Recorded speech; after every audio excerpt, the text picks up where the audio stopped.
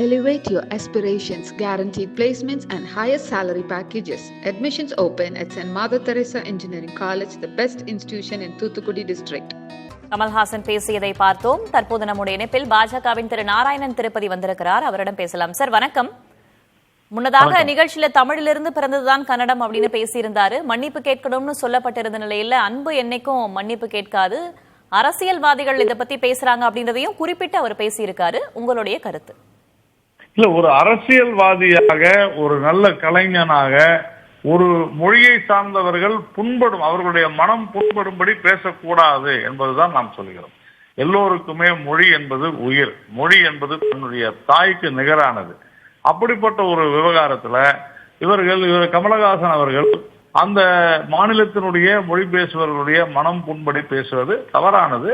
அதே போல அப்படி அவர் பேசியது சரி என அவர் நினைத்தால் அதற்கான விளக்கத்தை கொடுக்க வேண்டும்.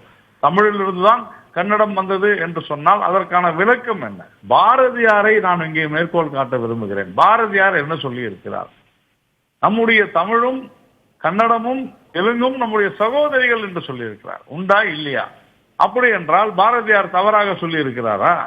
எங்கு சொல்லியிருக்கிறார் தமிழ்தான் தாய், கன்னடம் பிள்ளை என்று எங்கு சொல்லி இருக்கிறார் பாரதியார்? இவருக்கு ஏதேனும் ஆவணங்கள் இருந்தால் தாராளமாக அதை சொல்லட்டும், அதுல ஒன்றும் தவறில்லை. ஆனால் அதை அவர்கள் ஏற்க வேண்டும் அல்லவா? அவர்கள் ஏற்பது போல உண்மைகளை அல்லது ஆதாரத்தை அவர் சொல்லிவிட்டால் தவறில்லை. அதற்கான விளக்கத்தை கமல் தான் கொடுக்க வேண்டும். இப்பொழுது சொல்லிவிட்டு அவர்கள் அங்கே ஒரு மிகப்பெரிய ஒரு பிரச்சனையை அவர்கள் அங்கே கிளப்பிக் கொண்டிருக்கும் பொழுது மீண்டும் இன்னொரு மாநிலத்துல போய் இப்படி பேசுவது என்பது திட்டமிட்ட ரீதியில இரு மாநிலங்களுக்கிடையே, இரு மொழி பேசுபவர்களுக்கிடையே தூண்டிவிடும் போக்கைத்தான் கமல் செய்து கொண்டிருக்கிறார். அவருக்கு பிரச்சனை என்னன்னு சொன்னாக்க, அவர் திமுகவினுடைய மாநிலங்களவை உறுப்பினராக போகிறார். அதனால திமுக என்றைக்குமே மொழி ரீதியான அரசியலை தான் முன்னெடுக்கும். அதனால ஒரு திமுக உறுப்பினராக இன்று கிட்டத்தட்ட ஆகிவிட்டார் கமலஹாசன் அவர்கள். அதனால ஒரு திமுகவின் தொண்டனை போல அவர் பேசியிருக்கிறார் என்று தான் நான் நினைக்கிறேன். அரசியல்வாதிகள் இது குறித்து பேச தேவையில்லை, அவர்களுக்கு போதிய படிப்பினை இல்லை, வடக்கிலிருந்து பார்த்தால் சரியாக இருக்கும் அவர்கள் சொன்னது என்பது போல அவர் குறிப்பிட்டு பேசியிருக்கிறாரே.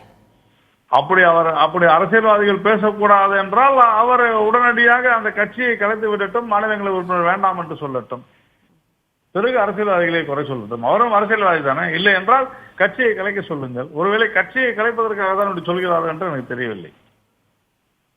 நன்றி திரு நாராயணன் திருப்பதி, இணைப்பில் வந்தமைக்கு. தமிழ்துறை பேராசிரியர் திரு அரசு நம்முடைய இணைப்பில் இருக்கிறார். சார் வணக்கம்.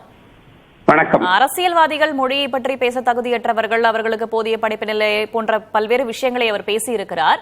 ஆனா இந்த மொழி பிரச்சனையை பொறுத்த வரைக்கும் இது தூண்டப்படுகிறது மொழி பிரச்சனை, இதை குமரியிலிருந்து பார்த்தா சரியா புரியும் என்பது போன்ற கருத்துக்களை சொல்லி இருக்கிறாரே, உங்களின் பார்வை என்ன? அதாவது கமல் சொன்ன அந்த சொல்லில் அல்லது இப்பொழுது அவர் பேசுகிற விஷயங்கள் அடிப்படையில் உண்மையானதுதான். அது ஒரு மொழியியல் ஆய்வு சார்ந்து பார்க்கிற பொழுது அது பல்வேறு திராவிட மொழிகள் இருக்கிறது. அதாவது இப்ப திராவிட மொழி குடும்பம் அப்படின்னு சொன்னால் அதுல ஏறக்குறைய 32க்கு மேற்பட்ட மொழிகள் இருக்கின்றன. இந்த மொழிகள் எல்லாவற்றுக்கும் ஒரு மூல திராவிட மொழி என்று ஒரு காலத்தில் இருந்திருக்கிறது. இப்பொழுது சிந்து சமவெளி நாகரிகம் என்று நாம் சொல்லுகிறோமே, அங்கு பேசிய மொழி ஒரு மூல திராவிட மொழி என்று சொல்லுகிறார். அந்த மொழியினுடைய பல்வேறு கால வளர்ச்சியில் தமிழ் மொழி என்பது தொடர்ச்சியாக பேச்சு மொழியாகவும் எழுத்து மொழியாகவும் அது உருவாகி வளர்ந்து கொண்டிருக்கிறது.